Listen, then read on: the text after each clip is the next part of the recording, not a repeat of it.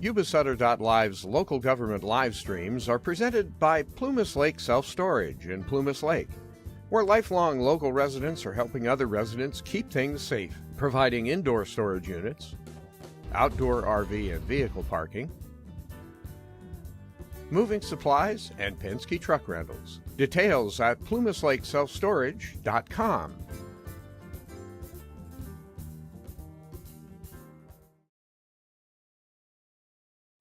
I pledge allegiance to the flag of the United States of America and to the republic for which it stands, one nation, under God, indivisible, with liberty and justice for all. Thank you. Roll call, please. Supervisor Vasquez? Here. Supervisor House? Here. Supervisor Fuhrer? Yes. Supervisor Bradford is absent. Supervisor Messick? Here. Thank you. Consent agenda. So Supervisor Fuhrer has asked that we remove item 40, 59, and 63 and have discussion on those. So I'll make a motion that we approve the consent agenda. I think you could do that. I can't? Okay. I can. Okay, go ahead. So moved. Second. Public comment. Any public comment on the consent agenda? Okay. All in favor? Aye. Aye. All right. So do we do those three right now, Kevin? We remove do them like. Okay. Special presentations. Present proclamation of 2024 Peace Officer of the Year, Valentino Aguera, 5-minute estimated, no background. So I'm going to be doing that down here. Take this with me because I got a couple of them.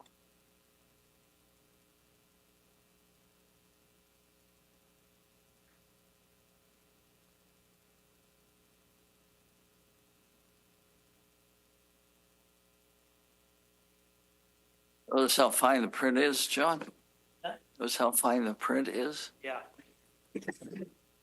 All right. Could we get the recipient up here? Valentino.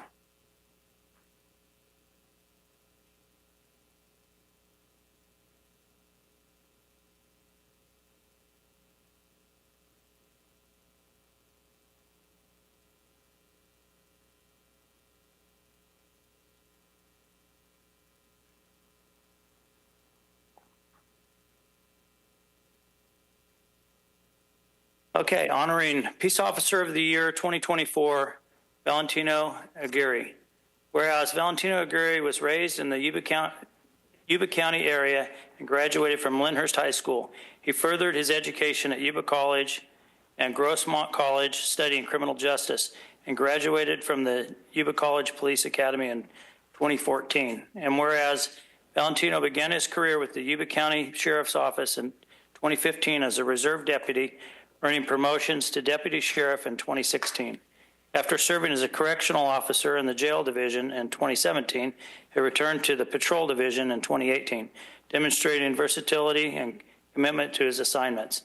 And whereas Valentino is recognized as one of the most skilled and well-rounded investigators in the Sheriff's Department, his dedication to public safety is evident through his leadership in gang investigations, which have resulted in over 30 arrests this year alone, including the seizure of 15 illegally possessed firearms and a half-pound of cocaine. And whereas Valentino's investigative excellence has earned him multiple Case of the Month recognitions. Notably, he cultivated a confidential informant to seize multiple firearms from gang members. And his diligent work is a credit card skimmer investigation contributed to the federal prosecution of individuals in Orange County. And whereas Valentino is a respected mentor within the department, sharing his knowledge and experience to guide new deputies toward success. As part of the on-call rotation, he has timelessly pursued leads, developed actionable intelligence, and made critical arrests to keep the community safe. And whereas Detective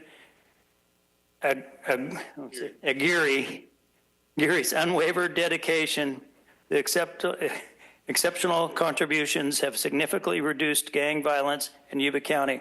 His professionalism, leadership, and commitment to the safety of residents exemplified the highest standards of law enforcement. Now, therefore, the Yuba County Board of Supervisors hereby commends Detective Valentino Aguirre for his outstanding service to the citizens of Yuba County. We proudly congratulate him on being named 2024 Peace Officer of the Year and extend our gratitude to his continued dedication to protecting and serving our community. Thank you.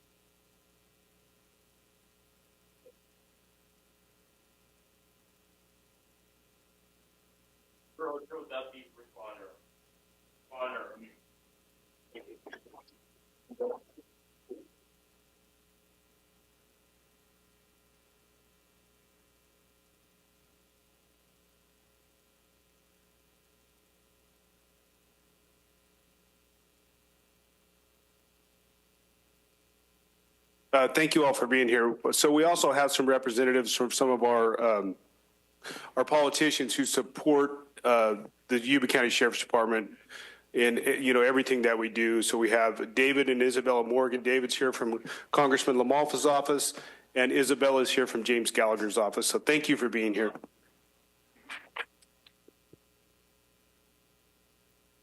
Thank you, Sheriff. An honor to be here today to recognize Detective Valentino Aguirre. Yes, sir. As the 2024 Peace Officer of the Year. I'm going to read directly from this because this was really good.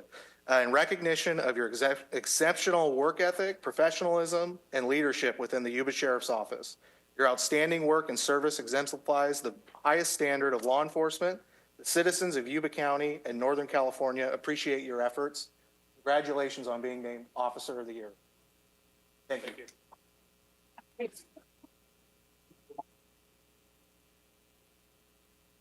I have to adjust the microphone because I'm a lot shorter than everyone that spoke today. But congratulations, Officer Aguirre. I mean, this is such an honor, and with all of your accomplishments, it really isn't much of a thank you, but at least you have something to hang on your wall, recognizing all of your hard work and your commitment to this county and all of its people and its residents. So thank you again, and congratulations.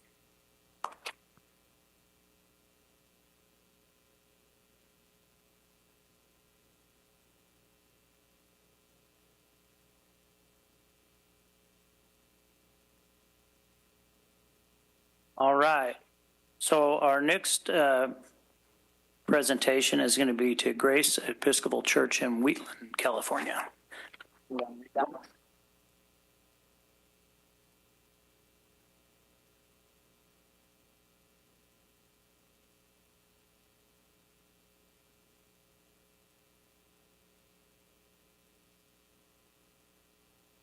Is there anybody here from Grace Episcopal Church? Oh, you want to come up? You stand right here. I'll read this. Give this one to you to take. I get to read the big one with giant font. I still can't hardly see. Celebrating Grace Episcopal Church 150th anniversary. Whereas the Grace Episcopal Church in Wheatland, California, held its first congregation of 18 on November 15th, 1874. And after 150 years, it continues to play an important role in this historic city. And whereas the church of the day continues to hold services, it attracts about 12 congregants. And most of these people are older adults, the youngest being a senior in high school. And whereas in 1914, community center known as Pioneer Memorial Hall was attached to the church, which continues to be strongly engaged in community services and various traditions. And whereas the church has a stitchery group that has donated hundreds of hand crocheted and knitted hats, which are distributed to various groups in need, in which lots of hats are taken to the cancer center in Marysville. In addition to holiday celebrations. The church does a Christmas craft fair, and money from that goes to food donations. And whereas the Wheatland Historical Society, the Veterans of Foreign Wars, and other congregations have their meetings there. And whereas the Grace Episcopal Church welcomes all to attend, makes no difference what their beliefs are, the church is open and will accept anyone with much love. Now, therefore, the Yuba County Board of Supervisors commends the Grace Episcopal Church and their 150th year anniversary, which commends them in their united efforts to save the historic church, in which community events have given Wheatland the public attention and renewed dignity. So,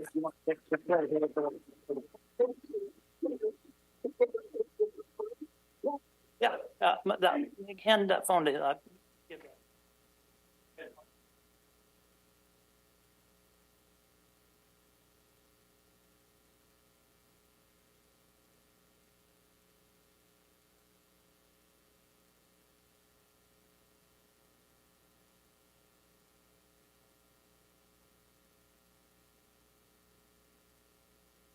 Can I just say? So, yeah, I'm Marie. I play the piano at Grace Church. I'm the music director. On behalf of the people of Grace Church, I want to thank Gary Bradford, even though he's not here today, but I thank Gary and the Board of Supervisors for this lovely recognition.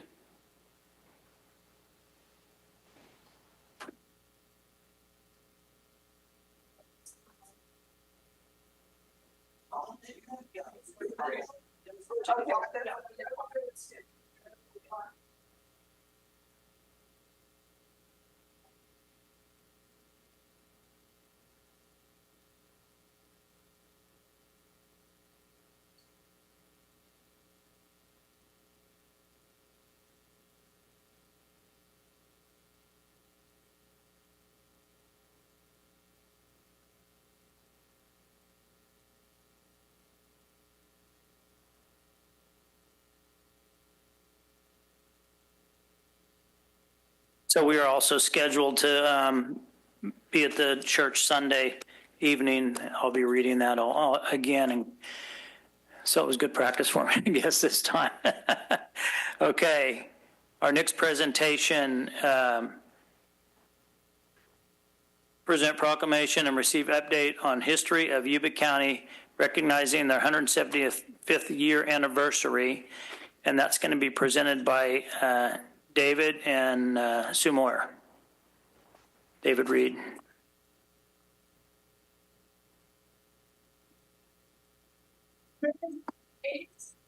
Now, almost all this county. Absolutely. Good morning, gentlemen. Happy birthday. Phoebe Mason Abbott, right out. Miss Mary. Yes. These are for the gentleman and lady, and these I'll tell you about in a little bit. This is Mr. David Reed here. He's going to be my assistant, and we have a surprise for you today from the Historical Society.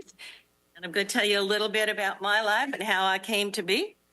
David, did you want to say something special before we start? Just wanted to introduce that she's already done for us here. Sorry. Ms. Rideout, joining us here from the afterlife, and good to see you, Phoebe.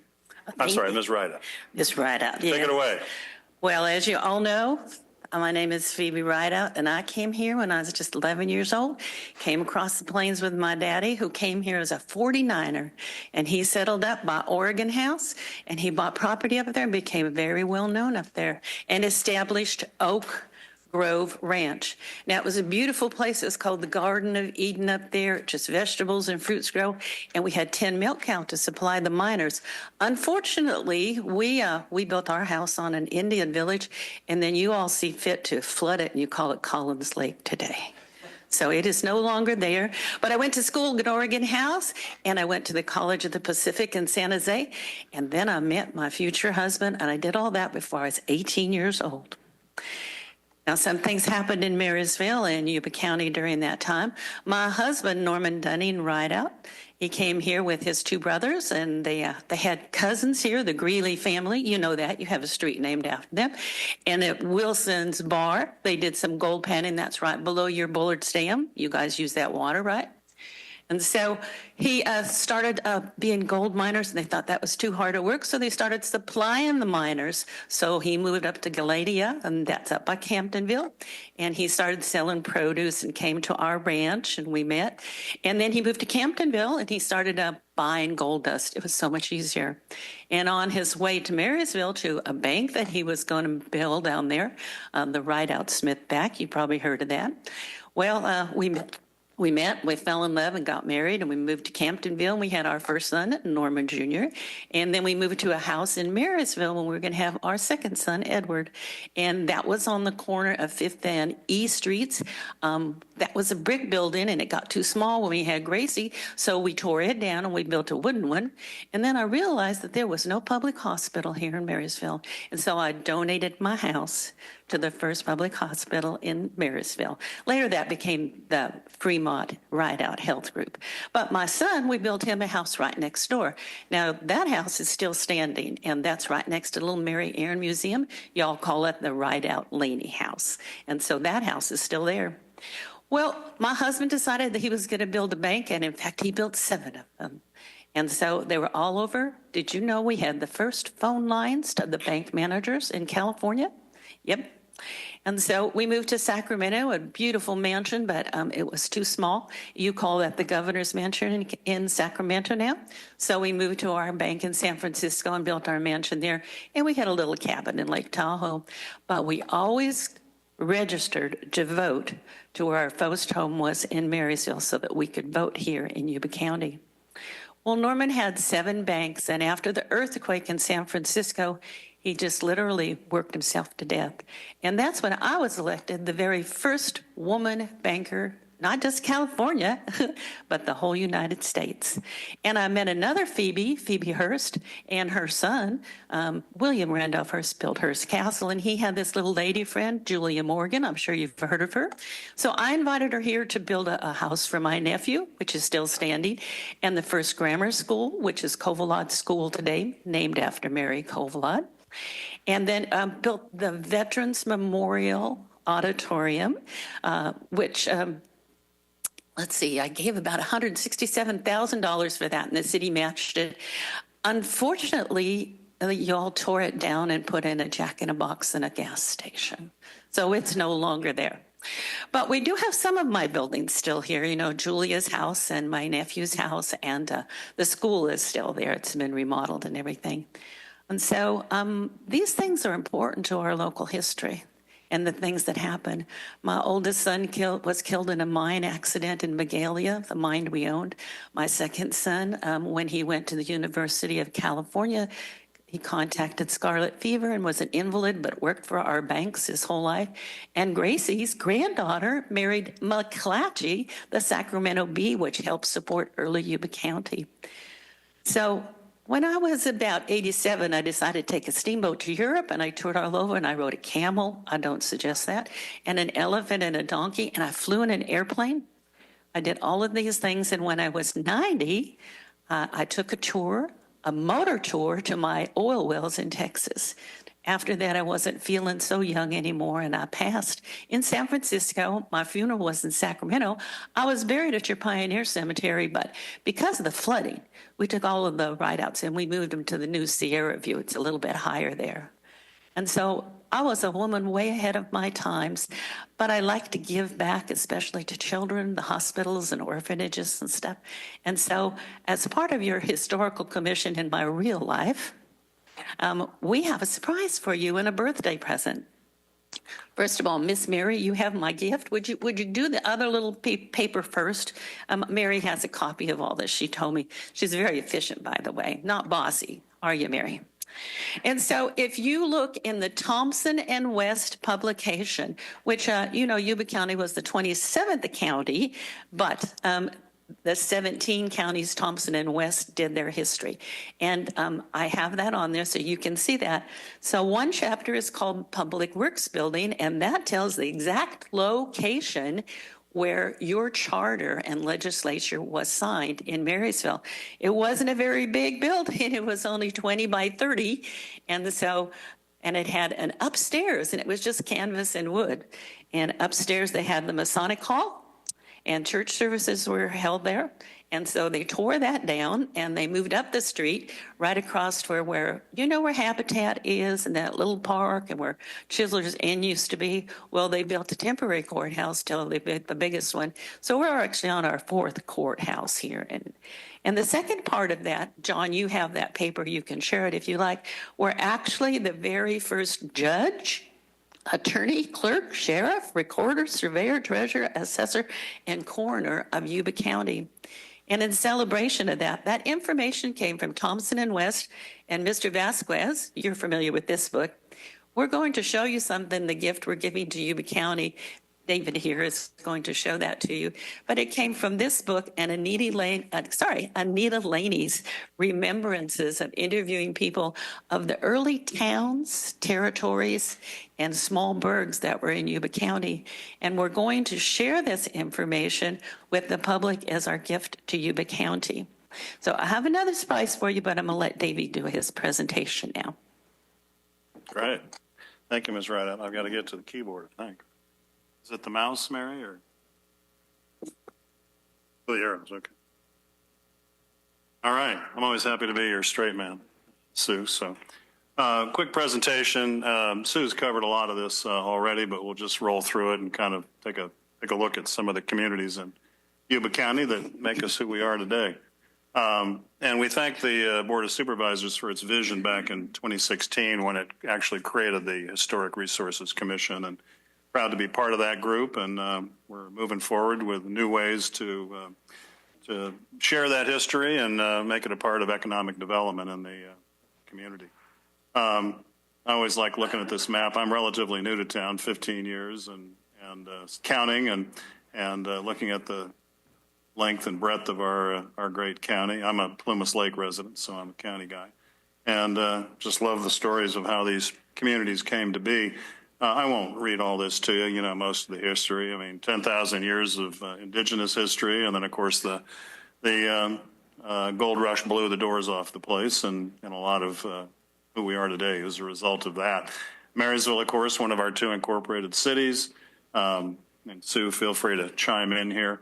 The historic Bacchae Parade and the Chinatown, which is one of the oldest in the U.S., right? Yes, it is. And we just got a grant to make it more well-known for tourism and for our citizens to find out more about it. A huge attraction. And, of course, Wheatland.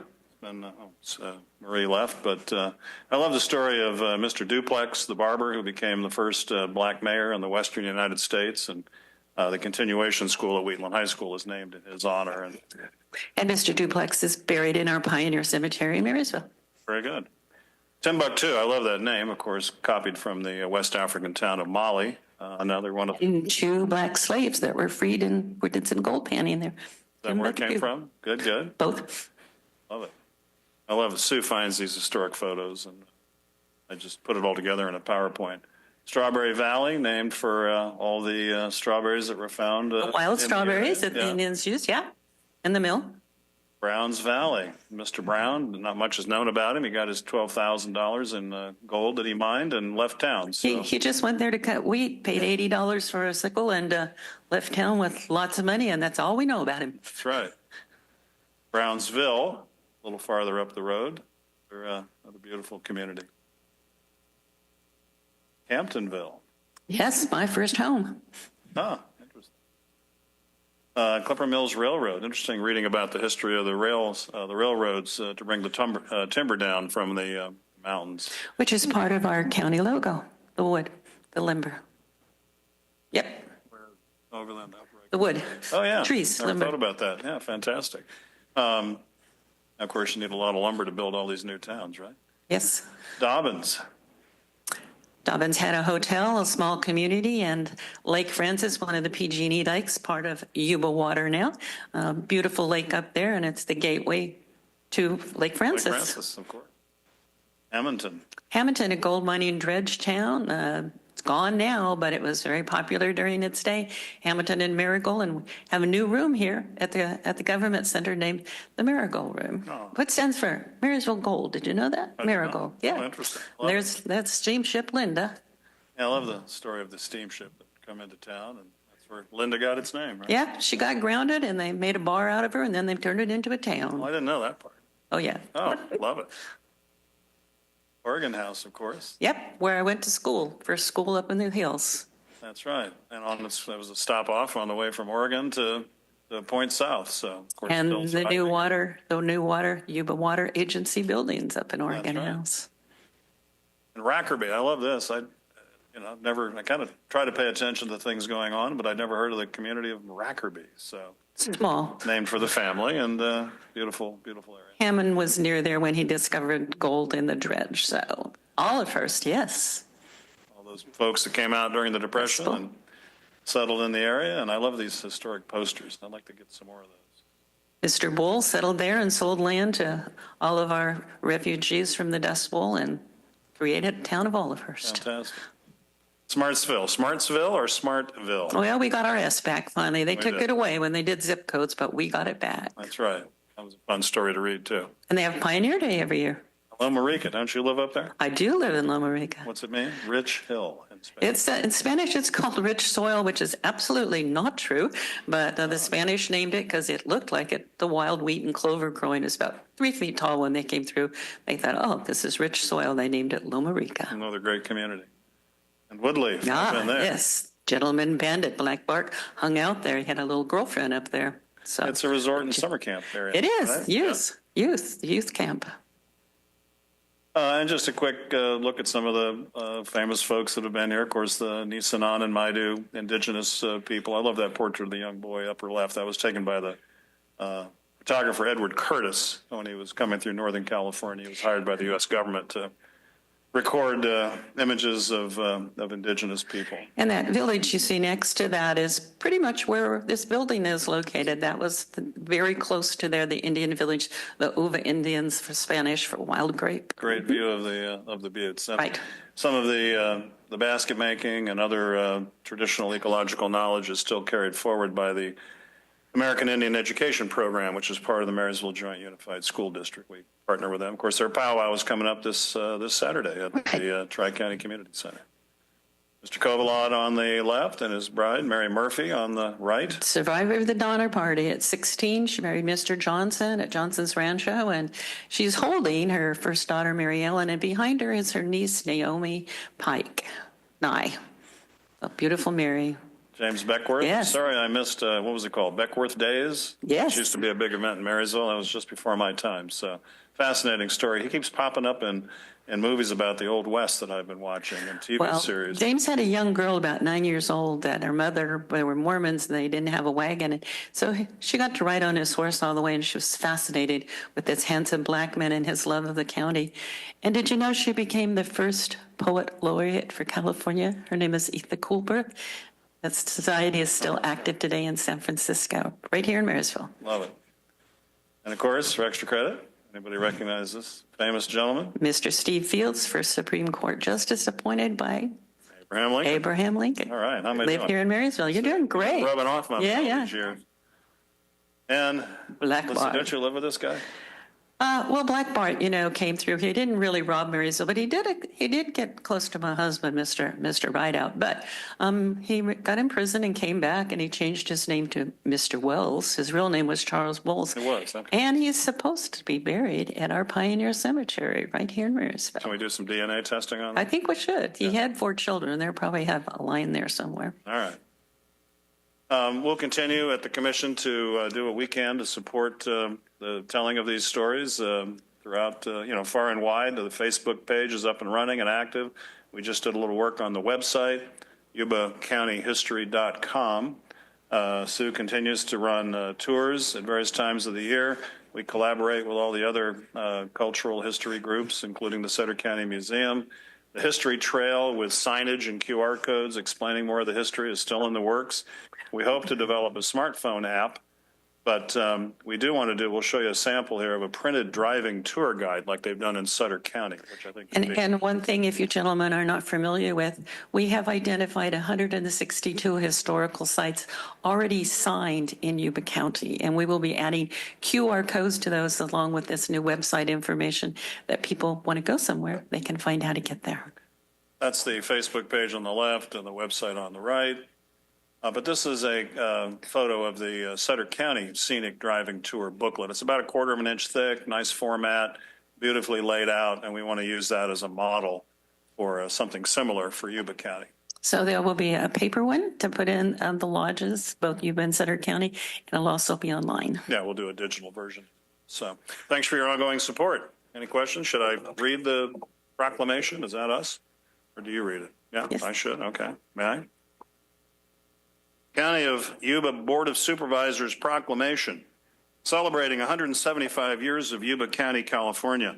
Whereas Yuba County was established on February 18th, 1850, and was one of California's original 27 counties, and whereas the county's formation marked the beginning of a rich history from the gold rush era that drew thousands to the area and put the city of Marysville on the map to its modern era with a vibrant agricultural industry, state-of-the-art water supply, and flood control infrastructure, host to Beale Air Force Base, and growing and thriving communities from the valley floor to the highest county foothills. And whereas Yuba County's diverse landscape offers an abundance of outdoor recreational opportunities to complement its urban and rural communities, whereas throughout its 175 years, Yuba County has been a place where collaboration, stewardship, and adaptability have made it a sought-after place to live, work, and play. And whereas the county has committed to enhancing the quality of life for all its residents through its efforts in improving infrastructure, pursuing responsible growth, improving safe recreational access through public lands, expanding public safety services, and whereas this anniversary marks not only a reflection on the history and accomplishments of Yuba County, but also an opportunity to reaffirm its responsibility to work towards an even brighter future for its residents. Now, therefore, be it resolved that the Yuba County Board of Supervisors recognizes the proud history, golden future, and community pride of Yuba County and proclaims it be honored for its 175 years of resilience and growth. Thank you. And I have a special gift for you, Miss Mary, if you would. Now, you know I had my own bank here in Marysville. And so I have made you a counterfeit, I hope the sheriff still isn't here, copy of one of my bills. You will see my signatures at the bottom in recognition of Yuba County's 175th birthday. And if you let me open my bank in Marysville again, the safe that was in my bank is in the San Francisco Bank of America, and they would like to return it here. And I spoke to your new tax person, Ms. Turk, and she said she would be glad to put that and display in her office. We just have to get a wagon and mules and go down to San Francisco and bring it back. So happy birthday, Yuba County. Wishing you many more. And I'd love to stay for more, but unfortunately, David and I have an appointment to go see Elon Musk. I'm hoping to be a space pioneer and get on one of his new spaceships to continue my searching for local and world history. Thank you. Happy birthday. Thank Thanks very you. much. Thank you for the interactive presentation. And I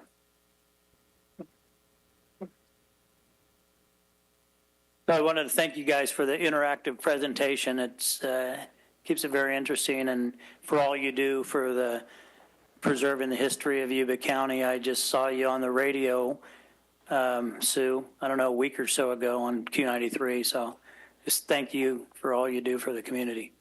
So, all right. Okay. Any other comments on the board? None? Okay. We're going to move on to receive quarterly update from Health and Human Services.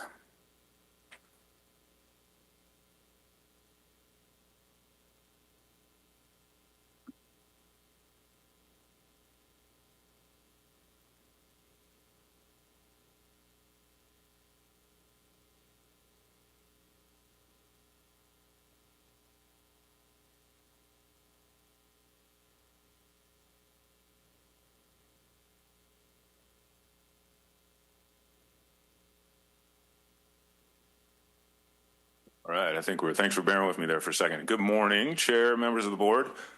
John Corneal, Assistant Director with Health and Human Services Department. That is going to be a tough act to follow. I don't have any prizes. I did come in costume as an office worker. So I'll do my best here though. Happy to present our quarterly report to you all as a roadmap of what we plan to do with this report today. Sort of a look back from the past calendar year of 2024, and it can act as a reacquaintance for some of you, or maybe a first time acquainting you. Welcome, Supervisor House, with the programs that we offer and some of the key quantitative metrics around those programs. So I will go through each division as we typically do, and then at the end, we'll end in public health. I'll hand it off to one of our program specialists from the department, Michelle Ledesma, and she wants to review a program, a collaboration with Marysville High School that she's had a good hand in and is passionate about, and we'll go over that with you all. So starting off in our public assistance division, there's our outgoing Veteran Services Officer, Marvin King, being awarded a plaque for acting as the Grand Marshal of the Veterans Day Parade this year. And I think we have another slide on that later. So here are some metrics around the key programs in the public assistance division. On this side here, you can see a breakdown of all of the three main programs that they administer over the past 3 years. And the total number of programs has trended upward every single year. They're up to managing about 28,000, over 28,000 total programs. Medi-Cal being the most, over 16,000, CalFresh in the middle, and then CalWorks down at the bottom. So we use the 2023 census data for county residents, almost 86,000, 85,722. And if you look at the unique count of residents receiving Medi-Cal, it's 45% of residents in Yuba County receiving Medi-Cal, and then 22% in Yuba County receiving CalFresh. And those, we didn't use any kind of methodology to unduplicate that and come up with a total count, but many of those people receiving CalFresh also receive Medi-Cal, but not all of them. And clearly, many of the people receiving Medi-Cal don't receive CalFresh. But if you unduplicate those, definitely half, at least, of the residents in Yuba County receive one of these three major programs that are administered by the Public Assistance Division. Is it okay to ask a question now, or would you prefer it at the end? As you guys prefer. When you say there's 28,000 programs and there's 85,000 people in the county, is there like a lot of programs that serve one person, or that 28,000 is because of the duplication of one person receiving 20 programs? Is that like, how does that, tell me what 28,000 programs means? So programs means there's only three programs. I understand the confusion here. There's only three programs that we're talking about. We're talking about CalWorks.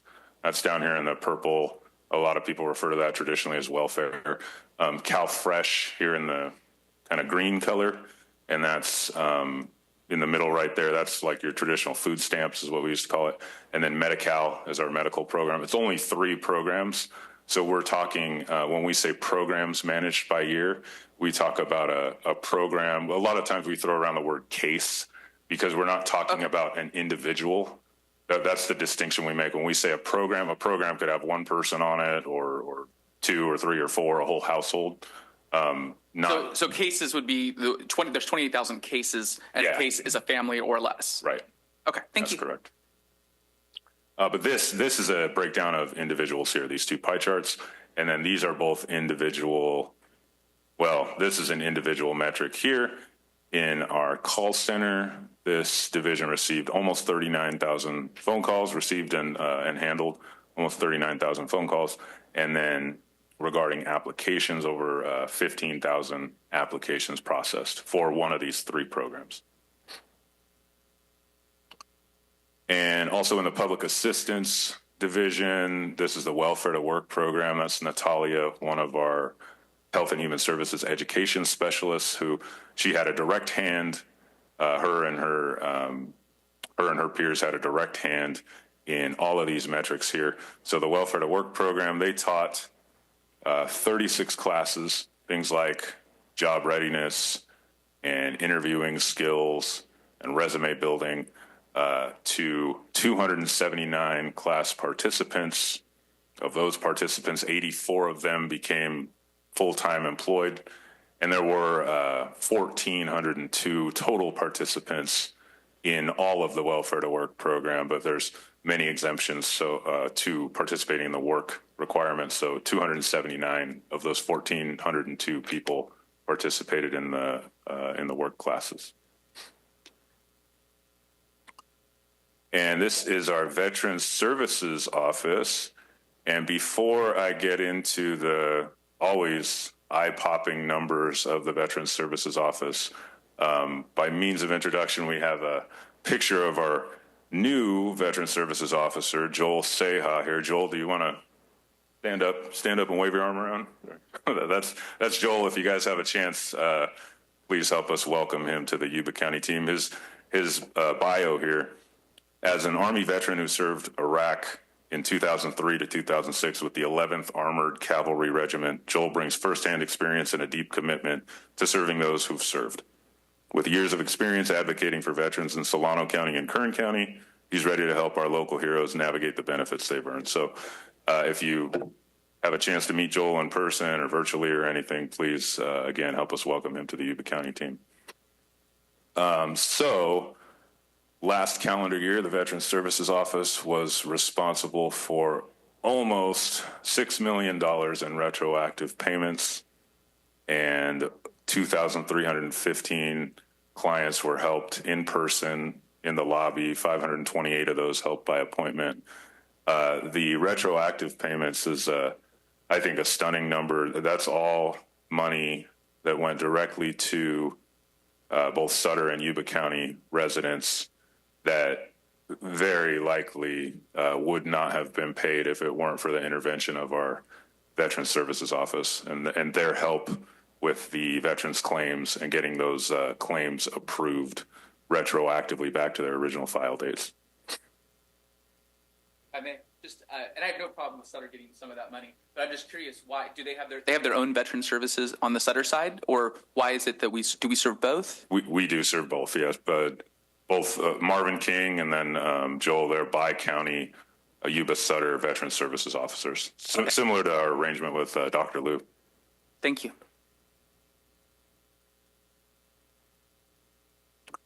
And on to the social services side, there's Jane, one of our legal services specialists, holding up a bag of fresh produce from one of our Blue Zones events.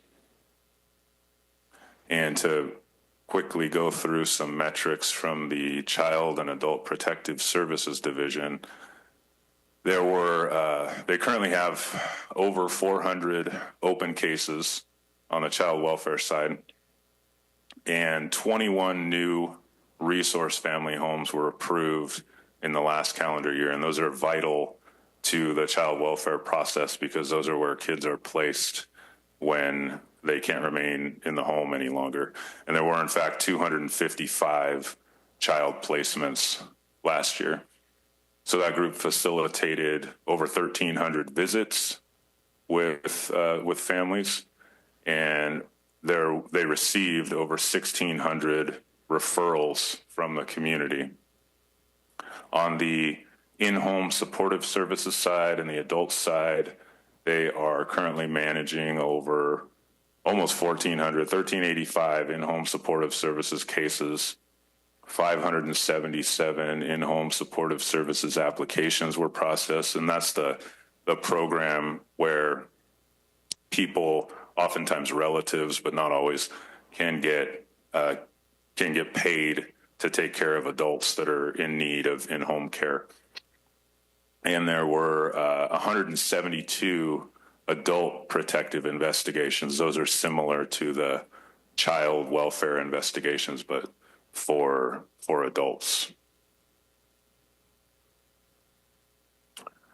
And we'll jump into department updates at this point. And we have a slide on this in a moment, so I'll save most of my commentary for that. But these are the Give a Key sisters here collecting our fundraising check from our Pink October annual event, which is always a big success at our office.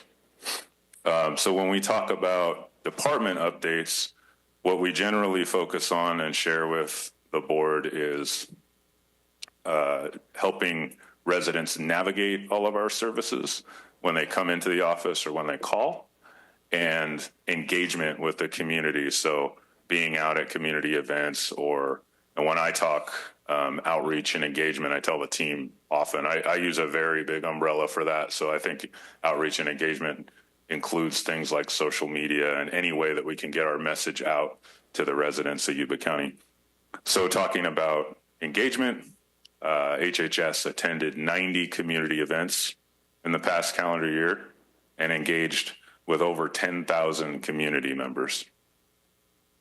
And we've had a very steady and strong social media presence over the past several years at this point.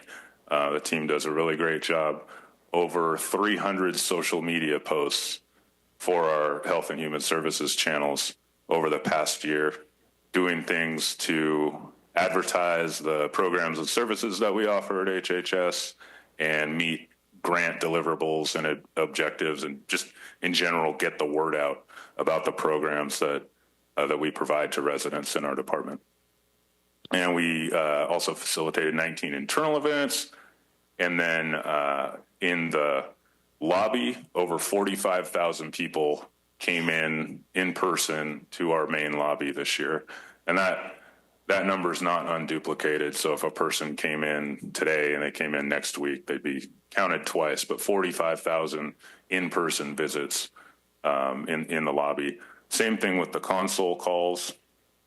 Nearly 49,000 calls received at our console. Console is kind of our switchboard operator. If you call into a generic line, they can direct you to the right team or division that can help with the service that you're requesting as a resident. Here's a little more detailed information on our Pink October fundraiser. I always call it our Pink October potluck. The potluck's my favorite part. But this year we had over $10,000 raised, and all of that money has every year been donated to the Give a Key Breast Cancer Foundation. And it's money raised by the fantastic, altruistic giving staff out at HHS. Over the past 11 years, over $77,000 has been raised by the staff and donated to the Give a Key Foundation, and helped with 38 local families, contributions to 38 local families, funding new screening equipment, and assisting with the purchase of a patient transportation van. So you can poke through here and see the different yearly amounts in this infographic. We also had a department-wide lockdown drill. These are never fun, but they're important. This gave all of our staff an opportunity to practice as if there were an actual lockdown, go throughout the department and find different safe rooms and actually physically use some of the tools we have. You can see the door wedge tools on the right here to prevent doors from being open if that were the case.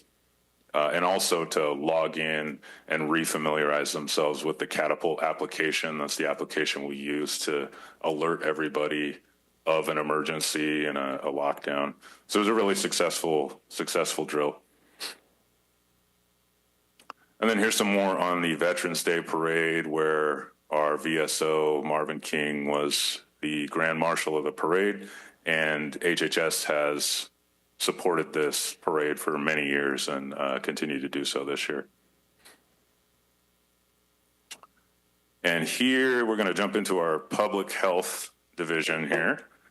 And this is a picture of an internal Halloween event we did. We don't typically share a lot about our internal events, but In this case, we had a Halloween event, and we invited family members to the event, and that we wanted to share at least a little bit on this slide about it because it is part of the Blue Zone's rubric to have events, morale boosting events, and allow employees to include their family members. So all of the mission driven work that we do can exist beyond just the four walls of Packard, and they can take it home and it can be part of their lives and interconnected with their families. So we are continuing to maintain our Blue Zone certification in that way. And if I can just momentarily here, just slightly gently break with the decorum of the board meeting here. Can anybody venture a guess? We've got the whole Ribera family here from Coco. A lot of good method acting in this picture. Can anybody venture a guess as to who our protagonist right in the center is? Miguel? Who's playing Miguel? That is Dr. Lou. Yes, you win the bragging rights. So I didn't bring any prizes. That is our very own health officer. So for public health, we've got some metrics here about their health improvement programs. 118 new mothers visited in the hospital this year, 70 households permanently housed, 186 uninsured and underinsured individuals vaccinated, over 700 Narcan kits distributed to staff and community partners to help in the event of an opioid overdose. And then 80 referrals for substance use treatment were received by our substance use coordinator, which is still a relatively new position. And we didn't want to neglect one of the hot topics right now, the avian flu H5N1. We all know the egg prices are up and it's had an effect in a lot of different ways. So public health is monitoring positive H5N1 human cases, any affected dairy farms and poultry farms proximal to the Yuba-Sutter region. They're also monitoring the raw milk and related raw products recalls in collaboration with environmental health. And they're providing updates to local healthcare providers in the community as needed. And that is the end of my part. I would like to invite Michelle Ledesma up here. Thank you. Good morning, Chair and members of the board. My name is Michelle Ledesma. I'm a public health program specialist at Health and Human Services, HHS. And I'm here today to share the progress we've made with our collaboration with Marysville High School's Career and Technical Education Program, CTE for short. Our collaboration with CET began more than a year ago with contract development. As soon as the contract was secured by our project manager, Debbie Horsfall, she enlisted my assistance to help implement the program by assigning staff to be mentors and developing educational plans for the staff to follow with the students. Before the students were assigned to their placement sites, Araba Khan, health education specialist, and I went to the high school and we gave a presentation to each of the two medical classes. The purpose of the presentation was to highlight the important work that we do in public health and to spark interest among the students. Since the beginning of the school year, we've had the privilege of mentoring 3 very talented students so far. There are 4 key areas of focus for students to mentor at HHS: public health nursing, communicable diseases, community wellness, and communication and engagement. So we'll begin with public health nursing. While shadowing the nurses, students learn the foundation of public health nursing while developing critical thinking and technical skills.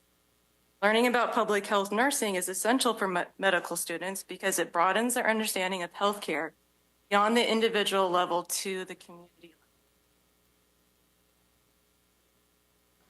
level. While shadowing the communicable diseases unit, students acquire a general understanding of communicable diseases, including mandatory reporting, disease investigations, contact tracing.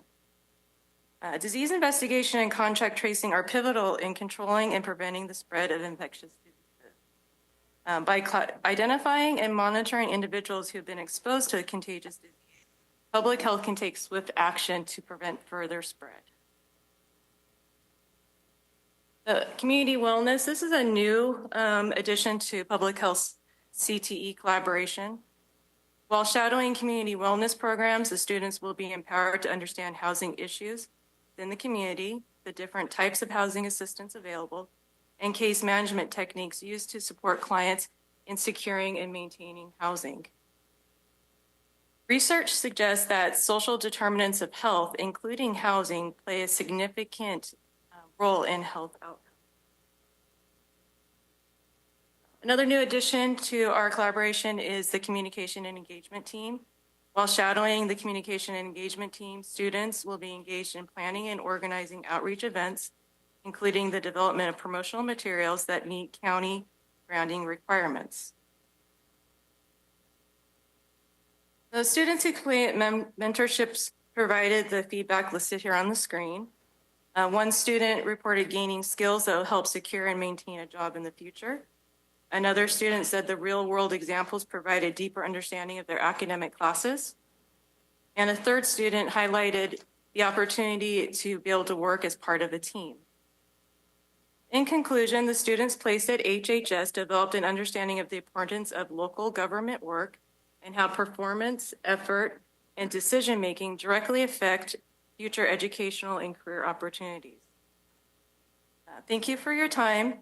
At HHS, we are excited about the potential this collaboration has in making a meaningful difference in the lives of our youth while contributing to building a strong and vibrant workforce for the future of Yuba County. Thank you. Thanks, Michelle. Nice job. That is the end of our presentation. Can I help with any questions? Yeah, go ahead, Andy. How many people are on your staff? I would have to check the exact numbers. Probably around 265 right now. Okay. The amount of general funds that you get actually from county? The amount of general fund, there's a little bit for the Veterans Department, and there's generally 120,000 carved out for general assistance, but it's a relatively low amount. In considering what you do, it's usually less than 1% of our total budget. Yeah. It's amazing that you were able to do that kind of numbers with this small amount of people. And then you look at the state and the feds, and you see how inefficient they can be. I wanted to, before we go too far, I wanted to thank Health and Human Services, Tony Gordon and Jennifer Vasquez for their quick reaction to a situation we had with the Meals on Wheels, where 66 people were cut off our meal list, which is about 1,300 homes, meals a month. And it took 5 days to solve a problem, and they never took it to the supervisor, which was on the area of foreign aging. They did it on their own, and that's one of the things that we as supervisors on committees should watch, that they don't do things without checking with us first, because they don't have the right to cut off meals to people. They can tell us about it, but they can't cut them off. Anyway, I want to thank you guys for the quick response. It took 5 days, and there was another kabuki dance, so to speak, and they sent out another letter without notifying, again, the county official. But overall, listening to those statistics, thank you very much for your efficiency and with such a small group of people, because you kind of wonder, do they get to sleep at night? Thank you for the compliments. We currently have 252 people, just to clarify. Through the chair. Yeah. I just wanted to thank you guys that are involved in the CTE and the CET programs. Michelle, you did a good job presenting all that information. I'd love to see that expand to a lot more youth. Those programs are more impactful than the academic programs most of the time. And then with our low-income schools and residents, those are opportunities they wouldn't get anywhere else. So thank you guys for pushing those forward. Really appreciate it. Seth? I bothered him during. Sound good. I wanted to thank you for the presentation. It's just amazing to see all the stuff you guys get done. Really enjoy the quarterly updates. And Michelle, I wanted to shout out what Rennick said. I have triplet boys that are seniors in high school at Marysville High School, and one of them is in that medical professions class, and it's really sparked an interest in him. I think he's made a decision that that's the way he's going to go. So I've seen firsthand what you guys are doing there, and it's great. So thank you. Thank you, guys.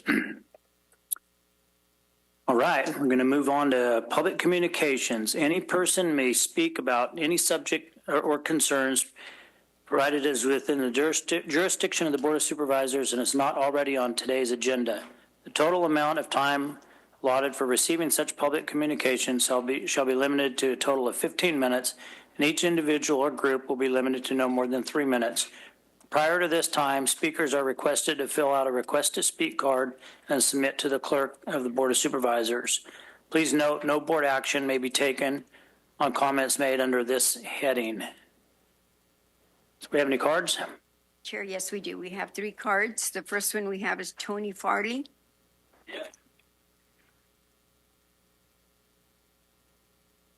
Probably Walton Hay Park. Yeah, thank you for your service. Thank you, Kevin, Chief Police Kevin, County Administrator. Thank you, Janet Bender, former Sacramento employee for Sacramento County and County Council. Thank you for your service. Great Bradford, Sacramento Club guy. He's not here. Thank you for your service. John Miss, the cowboy farmer. Thank you for your service too. Seth Fuller, the future board chairman, hopefully.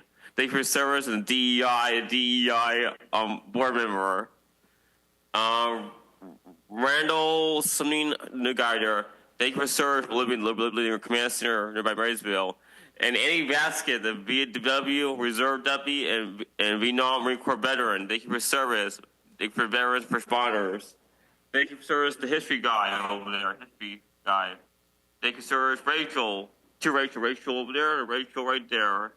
Thank you, sir, Sarah, OES, helping out LAPD, LAFD, and LA Fire, LAFD, LAPD.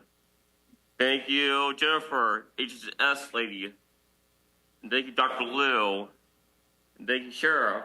Thank you for your service. Thank you. Next person we have is Pastor Bob.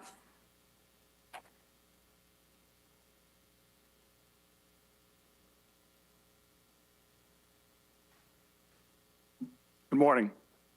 Once again, I'm Pastor Bob, Pastor West Sacramento Baptist Church, and I live up here in Marysville, in Edgewater, and I am approaching you once again because of the speeding problem on our street, which is Peachtree Drive. I do want to thank the sheriff because the last time I was here, he came out afterwards, him and his undersheriff came out and we talked. He gave me his card, said, go ahead and give me a call if you have any concerns. I did call him. I set up an appointment with him. I met with him. We spoke about the issue, and we tried to come up with some positive solutions to the situation. Since that time, we have had some officers, an improvement in officers coming out and patrolling our streets. That comes from the Sheriff's Department. We've had CHP officers that have come out and patrolled our streets, but these cannot be there at the times that the occurrences are taking place. And leastways they're not at that time. But they brought out one of those little things that they put on the side of the street, tell you how fast you're going. That helped to slow down the traffic a little bit for those who were paying attention to the sign. Others could care less. But the situation is still a very serious situation. Somebody's going to get injured. Somebody could get killed. I was speaking just a little bit ago with one of the supervisors here who's already had an incident, okay, with a family member where something like this has happened. And I felt, I had a heartfelt, sadness for that happening. But I don't want that to happen to somebody else. Okay. And I'm sure neither you don't either. So I'm approaching you with a possible solution to the problem. At least ways it should maybe slow it down a little bit. And I sent it to you in the form of an email. So I would ask you to please look at that. That solution is one in which maybe we put a stop sign. There's no stop sign on the outer perimeter of the area in which I live. That road goes all the way around with no stop signs on it, although the interior roads all do have stop signs. So at the corner of Branch and Peachtree, if you put in a three-way stop, that might at least slow it down. I've already contacted Public Works in regards to it, but I ask that you follow up, please, okay, and see what you can do to help, okay? Thank you. Thank you. And next card we have is Tabish Anwar.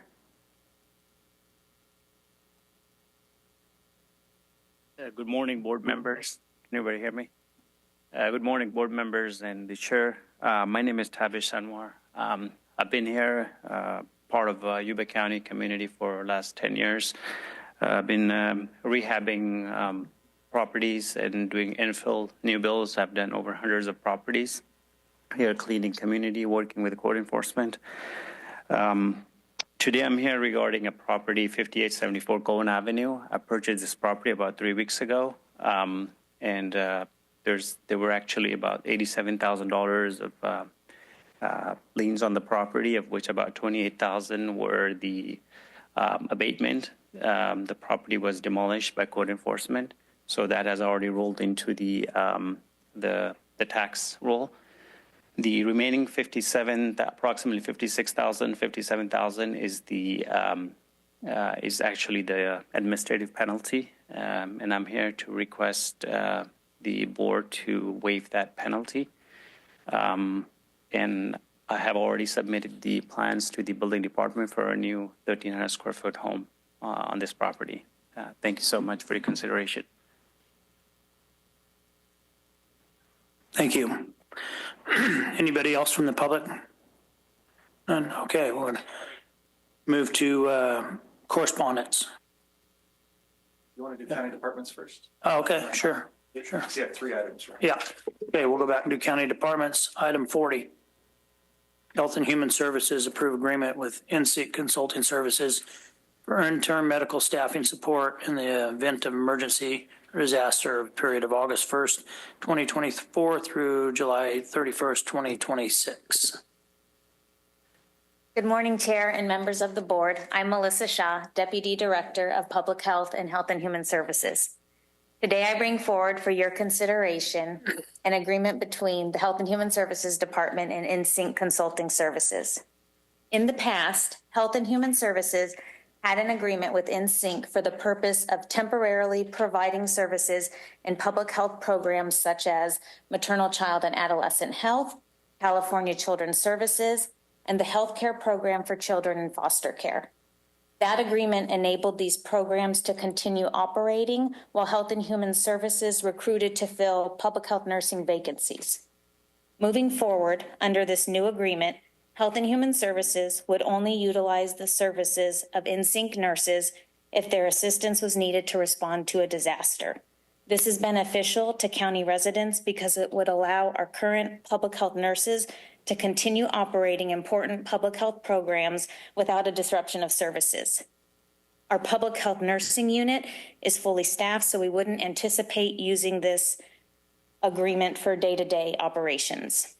In conclusion, it is our recommendation that the Board of Supervisors approve the agreement between the Health and Human Services Department and NSYNC Consulting Services. I'm happy to answer any questions the board might have.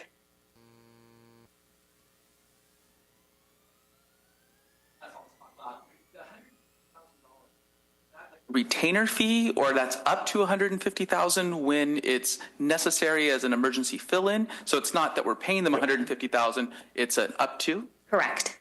Okay, and that's why I was unclear because it looked like it was $150,000 just to have the contract as a retainer. No.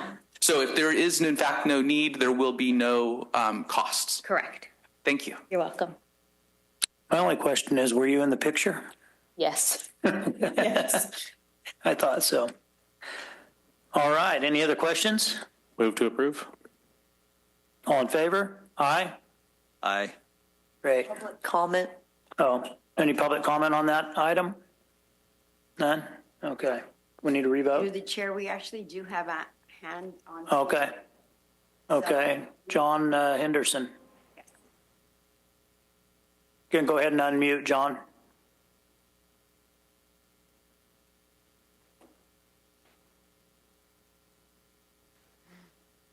John Henderson. Fuck niggers. I fucking hate niggers. Fuck niggers. Kill off.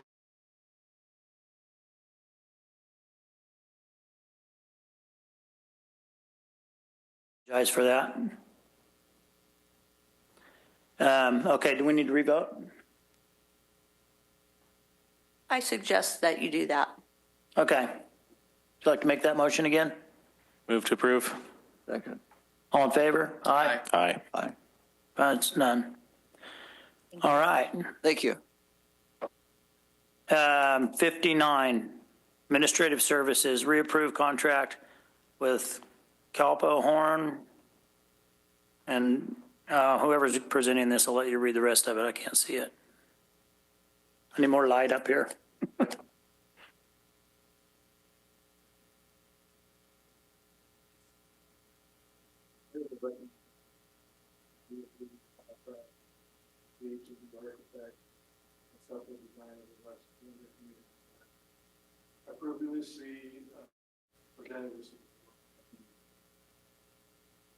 Both architect and contract executed moving and we sent the contract to the architect at the same time with HR. Presented to the board executed the contract. And after we sent it back to the architect to sign, they asked if they could make a recommendation change. And we let them know that it would have to go back through HR and county council to review and get approval before we bring it back to the board. The modification that they wanted to change was for the indemnity clause. And like I said, both HR, risk management, and county council reviewed it and approved it. And I'm recommending that the board re-execute the contract. Is there any questions? Yeah, my question was about the underlying building itself. So we had put out a request to bid for some organization that wanted to use that 1 acre in some way that we did a survey, I think, for various uses. Is that right so far? Yes, there was an assessment done, yes. Okay, and then nobody gave us a request to bid that we decided to follow up on? I'd have to double check, but I believe there was a proposal that was received. If I could, through the chair, I think Rachel Downs is in the audience and she facilitated that assessment process, but my recollection is there wasn't a responsive bidder. Right. So we're going to put a building there, and then I guess my question is that building is going to be, if I understand it, just a community use building. And then that is that based on the survey results that we wanted, that's what the community wanted there was a community use building. What we're doing here with this contract is putting out a conceptual design, but not like the actual architectural of it. And then the reason we were doing the request to bid is we didn't have funds to develop that acre ourselves. So once we have this conceptual design from them, we have no grant source or other financial source to build the building that they're going to conceptually design. Is that accurate, or is that my missing pieces? Right now, it's a conceptual design. I believe there's some finances available. We will be searching for grants to actually build the facility. Okay, what finances are available? Like, just to give me a rough idea. So one of those would be the tenant in the building would be First 5 Yuba. And so First 5 Yuba, that they would be able to contribute partially to the cost. Also, how the building is, programming is served at the building. There may be some opportunities through Health and Human Services to provide some funding towards building the building in order to provide programming associated with HHS. And then we're going to look for other community partners out there. So we're still working on the financing plan. In the meantime, though, what we're recommending to the board is to move forward with this conceptual design so we have something to talk to our community partners about what we'd like to build on that property, what's feasible. Okay, so I guess the question is we're going to spend some money not on an actual architectural shovel-ready design, but on just we're going to put a building there. And I was just curious, why is it that we're spending thousands of dollars for, hey, we're going to put a building here idea if we don't have the funding sources? Like when we talk about the first 5 and the HHS possibly partnering, is that 10% of the cost or is that like 80% of the cost? Like where are we at on that ratio? So the first step is we don't know what the cost is. So that's why we need to hire CHD to help us with conceptual design. So we know, are we talking a 2,000 square foot building, a 10,000 square foot building? So we have an idea of cost. Then we can work with our partners to figure out how they can share in that cost to build the building. Okay, and so is the conceptual design something that we get from what First 5 and HHS want as their provision of services, or is it based on the community survey that we did for what the people in the community wanted? Both. So that's taking into account what the community desires for services, and then also services that both First 5 and HHS would like to provide in that area. There's quite a bit of overlap there between those two. All right, thank you. All right, any other questions? Anybody like to make a motion? Oh, wait a minute, excuse me. Does anybody from the public wish to comment on this? None? Okay, would anybody like? So moved. Second. All in favor? Aye. Aye. Any opposed? Okay. Of course. Thank you. Item 63, Community Development and Services. Approve Agreement Number 2 to the agreement with Wood Rogers, Inc. for the Plumas Lake Boulevard SR 70 Interchange Phase 2 project, and authorize chair to execute. Good morning to the board, Sam Button, Public Works. Get our bearings on this. This is for our Plumas Lake Boulevard interchange project. It's part of the original planned infrastructure from the Plumas Lake specific plan. Phase 1 was complete in the late 2000s, and so this is for the design of Phase 2, which connects Plumas Lake over to the sports and entertainment zone, does a southbound on-ramp for traffic coming from Hard Rock, and then also gets rid of a at-grade railroad crossing. So this was also the project that recently was awarded $35 million to be complete for construction. It was construction dollars. And so this amendment is ultimately more critical, or designed to be complete is more critical now than ever. To help summarize the amendment, it's ultimately needed for a few reasons. One of them being we now have federal money. And so with construction being in 2026, this is the first time that the interchange is at federal dollars on it. So to knock out some of the federal requirements. Design has gone a little bit slower than anticipated. We're also working with a lot of different agencies like Caltrans, and we're in their sandbox with the interchange and some of the on-ramp improvements. So working through some of their comments. And then also other agency requirements from permitting and environmental agencies and the like. So any questions from the board?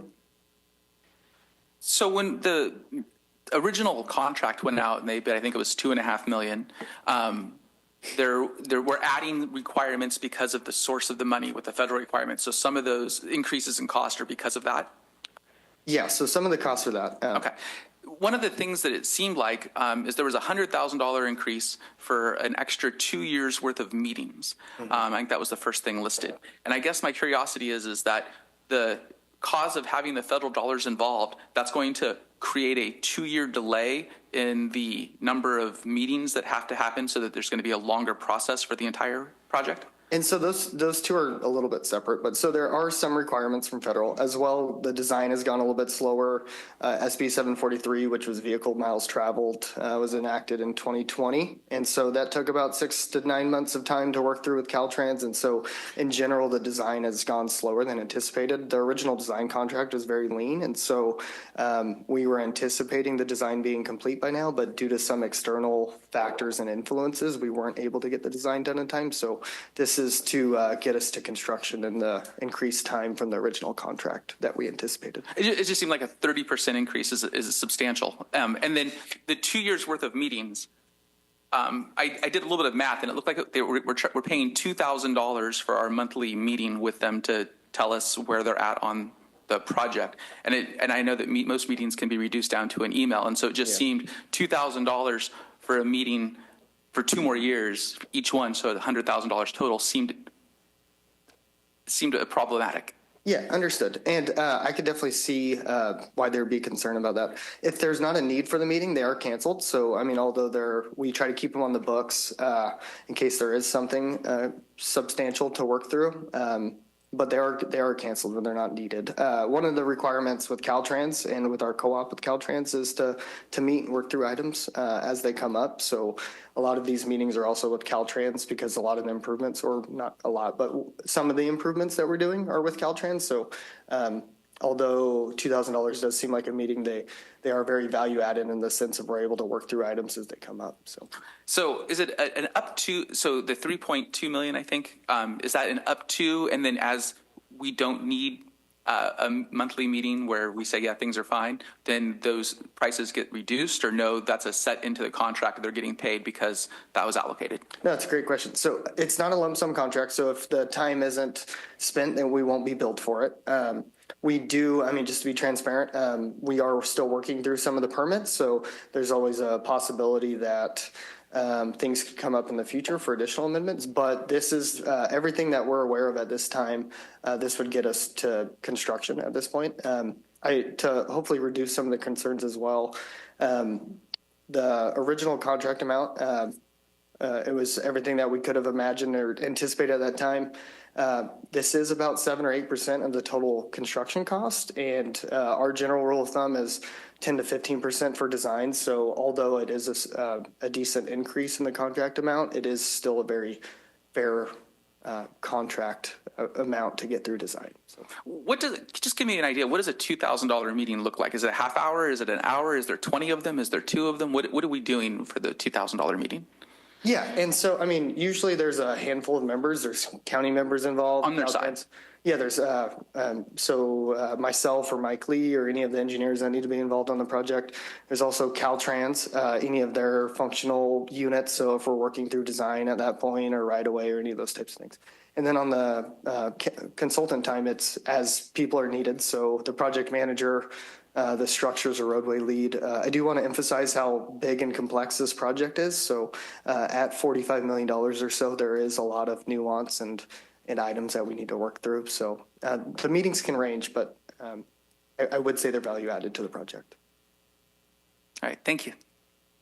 Through the chair. Yeah, go ahead. I think you're lucky to only have these few amendments on a project of that size. I don't think anybody's ever built something like that that's sitting on the board. And the chances, everybody seems to want to add something. Yeah, I think you've noticed that. Whichever department it goes through, everybody's got a good idea to add to your project. So, thank you. Thank you, Andy. Yes, go ahead, Ray. Okay, mic's on, yeah. Sam, thank you for the work you're doing on this. My history with railroad construction, I know that's a small cost of planning there. So, especially when you have all those jurisdictions, you have the railroad you're working with, the state, the local government, and the source of the funding being Plumas Lake Specific Plan traffic impact fees is great. So, thank you. Yeah, and don't leave out the property owners he has to deal with too. So, yeah, thanks, Sam, for clarifying all that. Any other questions? Any comments from the public? Okay, we have a motion. Second. On favor? Aye. Aye. Any opposed? No. Okay, thank you. That passes. Thank you. So we're going to move on to correspondence now. Mary? Excuse me, we have 2 items. Agenda item 41, 2025, it's received notice from the United States Fish and Wildlife Service regarding hearings that are set on February 12th, 13th, 2025 for various discussions on regulation amendments. Agenda item 58-2025, received notice from the California Wildlife Conservation Board regarding the Doherty Hill Wildlife Area Expansion 19 Yuba County project to be heard February 16th, 2025. Thank you. Board and staff members' reports. We will start down here with Supervisor Vasquez. He's 14 days into a new term, Trump, and he's created a lot of angst in the Congress. Harry Truman said, "Show me a man that gets rich by being a politician, and I'll show you a crook." USAID spent $15 million in condoms to the Taliban, $3.3 million for being LGBTQP whatever in the Caribbean, $2.5 million to build electric vehicle charging stations in Vietnam, and yet on the, I think, $18 billion charging station for the United States, I think we built one. 1.5 million job opportunities for LGBTQ individuals in Serbia, and 425,000 to help Indonesian coffee companies become more climate and gender friendly. So he's made some real enemies, and he's cutting back on all of this stuff, and yet there's no help from FEMA for North Carolina or any of the stupidity that we had in Los Angeles. When you have an empty reservoir in Pacific Palisades for years, you got something wrong. Also, 69% of the buildings in Pacific Palisades were denied fire insurance, had it canceled because of overgrowth of vegetation. So in law enforcement, they call that a clue. So I think that our governor and our mayor need to reevaluate. Actually, they just need to be gone. So along with the things that we're doing, it makes you appreciate the efficiency of Yuba County government and our staff that plans ahead. I don't understand how they allowed those fires. And we sent people down with no water and the fire hydrants. And the state in 24-25 canceled all the inspections on the hydrants. So there's serious management problems. And if you'd like to see a little waste in your tax dollars in California, drive to Fresno on 99 and see the bridge to nowhere that cost $1 billion, and think of where we could have used that in the state. So just one of those things. Don't lose track of what's happening in the entire United States because of Trump. And Yuba County voted overwhelmingly for Trump.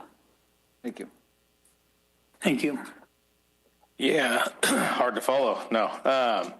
So I just want to focus a little bit on what's been going on in Yuba County. So I've been working with some local residents, trying to support them in some of their navigation of governmental processes, red tape, whatnot. So we had some localized flooding out in District 10. We were able to get the county out to clear it, corrected some issues on the reporting site and app, or started the process of correcting the issues to where people can actually report what street the flooding occurs on. Worked with a homeowner that was affected by his neighbor's grading, somebody developing a property pushed down the neighbor's fence, and no one there to help resolve the issue, just a couple of hot neighbors. Helped a disabled homeowner, veteran that who's actually in the hospital for a bypass or a double bypass. He's been affected by neighboring apartment development. And so he's had a lot of trespassers, garbage, different things, but we're trying to come up with resolutions there to help him fix some of his issues. And we're able to prevent him from being assigned to a group mailbox where he can't walk down to get his own mail anyway. And then working with some community members on establishing a no passing zone on Feather River Boulevard, connecting residents with some developers in our county, or residents or developers with some of our county staff. Namely a couple of interested parties that want to build a BMX track in our town with a promoter. So I'm looking forward to forwarding that on to staff. And then in April, I had a member of the community reach out about siblings affected by loss due to fentanyl. There's actually a date in April for that, and they're looking to establish an event in our town to show the mental health repercussions for those who lose family members to fentanyl. And then spent some time with Rachel Downs updating the business listing for District 2 to show some construction businesses, agriculture-related businesses for the On the Horizon event that'll be coming up in April as well. And then let's see here. just participating in talks on how we can bring down the costs of water rates for Yuba County residents living in Marysville.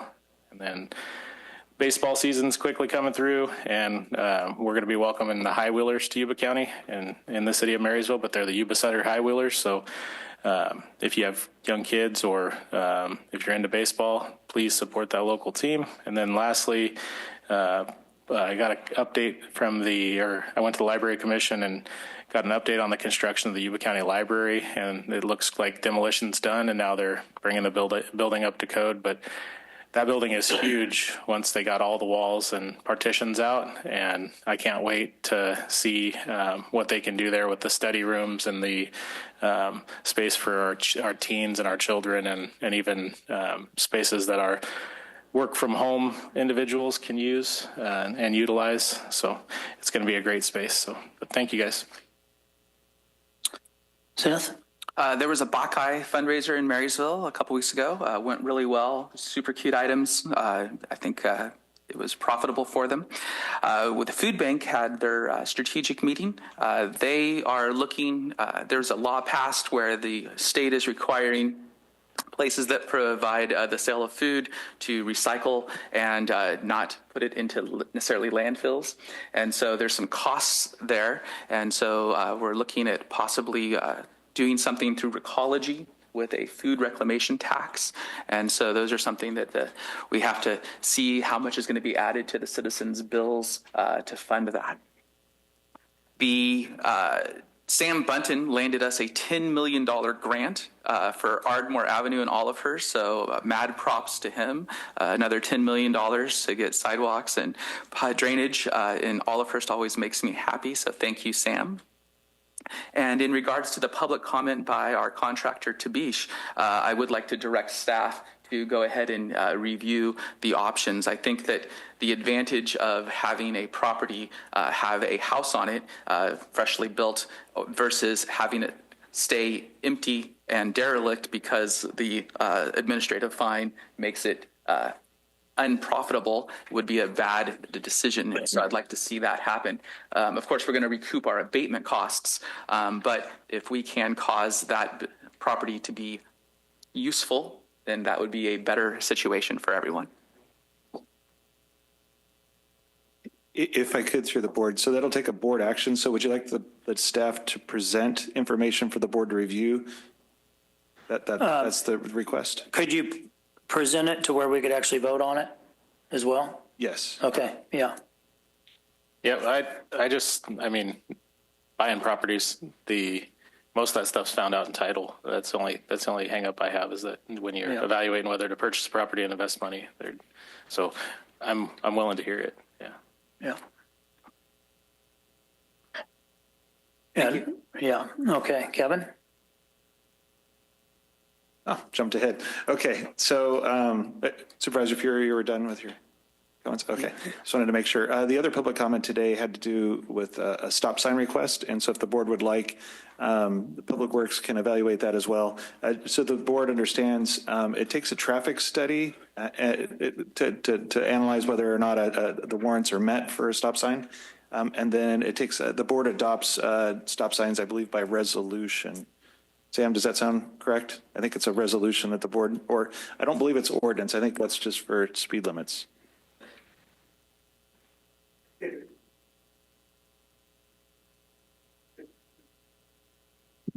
Okay. Good morning, Sam, Public Works. So yeah, Kevin, you're right. I do believe it's a public hearing process. For stop signs, there's a slim amount of exceptions where you can do one without that, but in general, it's a public hearing. I will say that we'll have our traffic engineer and our team look at the stop sign in that situation. In general, though, one of the things competing against it is typically stop signs are for the flow of traffic and not to control speed. And if you put a stop sign in a situation where it doesn't meet the warrants, then it ultimately puts people more at risk. But we'll have the team look at it, and we'll make sure to follow up the information we find. So could you look at other measures that we maybe could implement out there to reduce speed on that road? Yeah, we'll try to look at traffic calming measures and. Okay. Through the sheriff. I live there. I see him speeding, and I stepped in front of a motorcycle one time. woke up in the hospital. But you can't, unless you have a cop in every corner, you can't catch them. And that's the problem, is people if they have a license, they know it's 25 miles an hour in that residential, that entire area, and they think that they need speed signs posted for them to be called to task for that. So kind of like chasing the wind. Yeah. All right. Thanks, Sam. Anything else, Kevin? Green light. There we go. Yeah, the button's still a little bit touchy, Mary. So we'll have to maybe follow up on that. I'm not sure if any of the board members had issues with the button so far. So the traffic calming measures, though, I just want to make sure. So the board is directing staff then to bring back kind of a bit of an analysis on that particular road. We'll look at the stop sign request and then other traffic calming measures. Yes. Okay. Yeah, I don't support stop signs in that little area because it's hard enough going through there, but yeah. It might be something that we could have like readily available on the county's website, some ideas for traffic calming for the neighborhoods, because it's not just one neighborhood. There's 1,000 of them the same way. So maybe if we could have recommendations of things communities could implement themselves or neighborhoods could do. Great comment. Thank you. You just have the streets so smooth, Sam, that everybody's speeding down them. Yeah. You don't speed down 3rd Street in Marysville. I will say when we pave the roads, we do get more speeding complaints. So yeah. Is it Janet? All right. Okay. I have a few comments. We attended the food bank fundraising dinner what was it, Friday? The 3 of us went, and I did recycle some of the dessert that I purchased because we couldn't eat it all, so we recycled it to another table. Maybe I started that trend. March 29th, search and rescue Yuba County Sheriff Search and Rescue Dinner will be here at the 530 building. I'm going to keep bringing that up till March 29th, and then my dinner for the Yuba-Sutter Sheriff's Aero Squadrons May 17th. So on next Tuesday evening at 5:30, I'm going to have a community meeting in Smartsville Community Church. Some of the local residents has asked for kind of an update on what's going on with the BLM property and that. So I'm going to have a community meeting up there for that. And I wanted to let you know before we move on to closed session, because it looks like it's going to be a lengthy closed session. We're going to take a 15-minute break, but before I do that, because I don't expect any of y'all to wait until we come back to adjournment, I want to let you know that we're going to adjourn this meeting in memory of Kathy Jordan. She was a 21-year employee for Yuba County at Health and Human Services as a social worker too. She retired last year and unfortunately passed away. So we're going to adjourn in her memory. I want to let you guys know that because I don't expect anybody to be in the audience when we come back. Anyway, so we're going to take a 15-minute break, and then we're going to go to closed session. Thank you.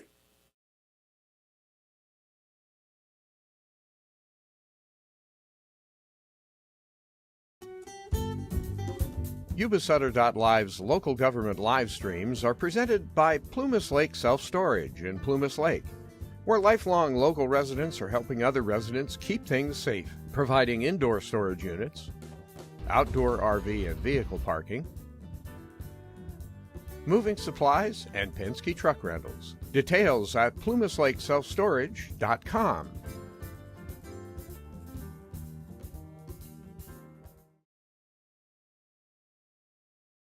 Hi, I'm Neil Goforth of Comfort Keepers of Yuba, Sutter, and Nevada counties. Caring for elders or even yourself has challenges. Comfort Keepers of Yuba, Sutter, and Nevada counties can help you address today's issues and plan for tomorrow with in-home and specialized care for you or your family members. Call us at 530-749-8800.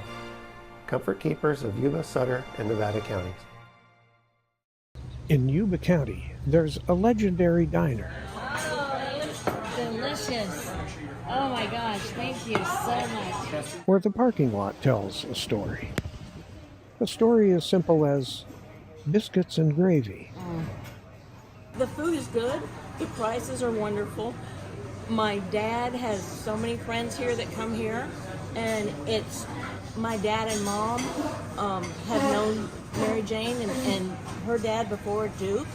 Duke's Diner on 7th Avenue, home of legendary chili, holiday pies, and generations of local residents preparing tasty, hearty food for generations of local people.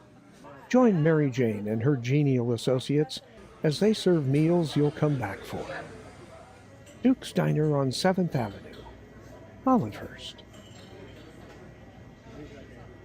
In Marysville, where roots run deep, McNally Appliances promises to keep the best brands with a smile on its face. We service what we sell, it's a warm embrace. Competitive pricing you can't ignore. With every purchase, you'll love it more. From fridges to washers, all in a line. We install with care to make it shine. Major brands, trusted and true. McNally Appliances is here for you. Oh, McNally, we're your first choice. In Marysville, we help you rejoice. We service what we sell, don't need to stress. At McNally Appliances, we're simply the best. Our promise stands, we'll always be here. McNally Appliances, bringing you cheer. McNally Appliances, 119 D Street, Marysville. McNallyAppliances.com.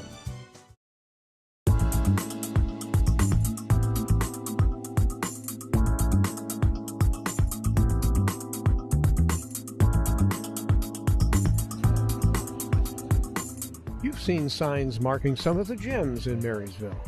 They're produced by Sapphire Sign Company, providing something small, large, and mobile. With decades of experience, Sapphire Signs has pioneered local production of a variety of signs, like temporary campaign-style signs, welcomes for unique events, building signage, event promotion, and vehicle customization. Need a sign? Make it a gem from Sapphire Sign Company. On the web at sapphiremarketinggroup.net. Sapphire. In the heart of the valley, we rise so bright. Where the news flows freely in the morning light. Yuba-Sutter.live, where truth comes alive. Every Tuesday's a journey, it's where we thrive. Watch it unfold. Yuba-Sutter.live, in the heart of our home. Be informed, be wise. Yuba-Sutter.live, we capture it all. Policy debates, hear the people's call. With Yuba-Sutter.live, you'll never miss a beat. Special reports hit hard, shining a spotlight. Yuba-Sutter.live.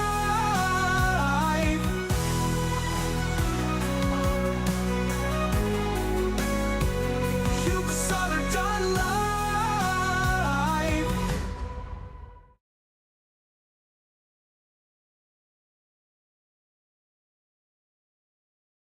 Yuba-Sutter.live. It's the truth that comes through.